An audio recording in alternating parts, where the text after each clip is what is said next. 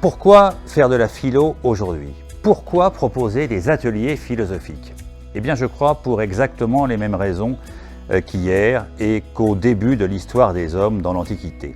Notre cité, comme celle des Grecs, est remplie de sophistes, est remplie de gens qui entendent penser à la place des autres et qui entendent nous déposséder un peu de notre capacité à penser par nous-mêmes.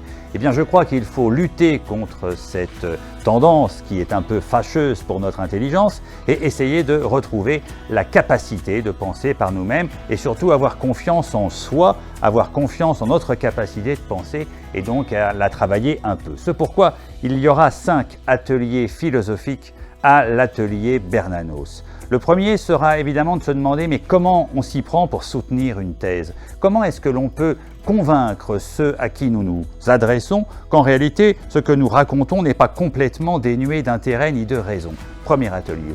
Deuxième atelier autour de la question du cheminement, parce que penser, c'est toujours déployer un chemin de pensée. Il y a un chemin évidemment à travers la vie, mais aussi à travers un texte. On ne commence pas un texte n'importe où, comme on ne commence pas sa vie dans n'importe quelle position. Ça, l'atelier cheminement est donc un atelier essentiel. Ensuite, il faut sans doute avoir aussi un peu de créativité conceptuelle.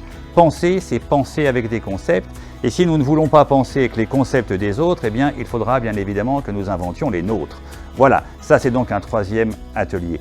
Le quatrième, c'est un atelier autour de la question de l'éveil à l'esprit critique, parce que, évidemment, il faut être capable de reprendre confiance en ses propres capacités de penser et donc en sa propre aptitude à rentrer en débat avec les pensées des autres. Ça, c'est tout l'intérêt de l'esprit critique.